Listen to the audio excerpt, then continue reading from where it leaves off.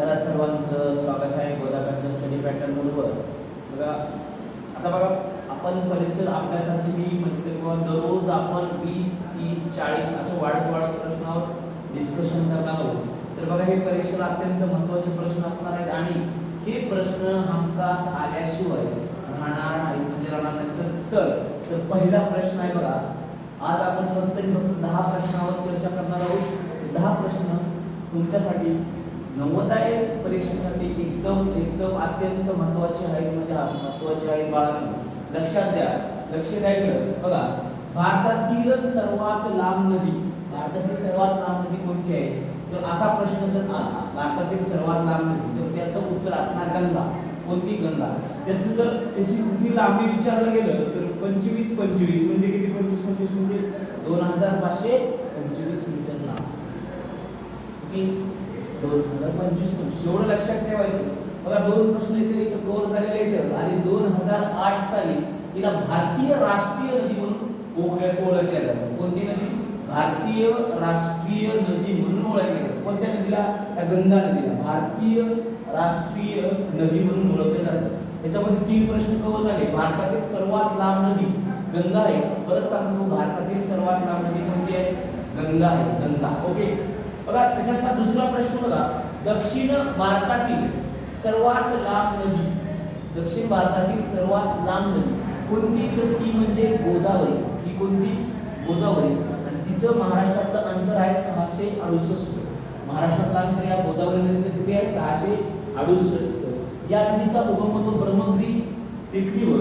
म्हणजे ब्रह्मगिरी टेकडीवर म्हणजेच आपलं नाशिक शहरातलं ब्रह्मगिरी तीर्थ आहे, तिथं हिचा उगम होतो या नदीचा.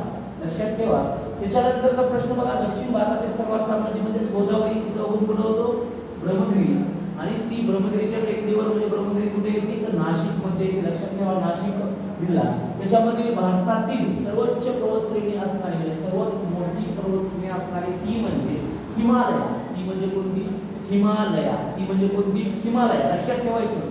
बघा आपण झालाय कव्हर आपला हिमालय. त्याच्यानंतर भारताचा राष्ट्रीय प्राणी हे हमखास येणारा क्वेश्चन म्हणजे भारताचा राष्ट्रीय प्राणी म्हणजेच वाघ आहे.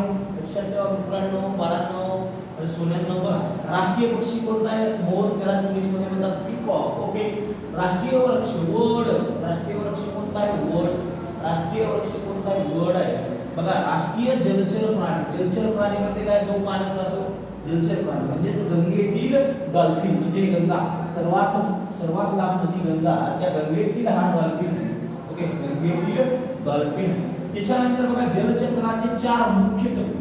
4 काय आहेत? मुख्य टप्पे आहेत. त्याच्यामधला पहिला टप्पा म्हणजे बाष्पीभवन, दुसरा म्हणजे संगणन आणि तिसरा म्हणजे वृष्टी आणि चौथा म्हणजे संचय.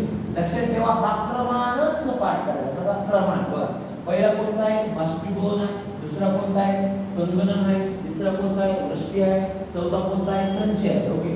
पहिला आहे बाष्पीभवन, दुसरा संगणन, पुन्हा वृष्टी आणि पुन्हा संचय. बघा तुम्हाला असं विचारलं जातं जलचक्राचा पहिला टप्पा कोणता? तर प्रश्नाचं उत्तर असलं पाहिजे बाष्पीभवन. जलचक्राचा दुसरा टप्पा कोणता?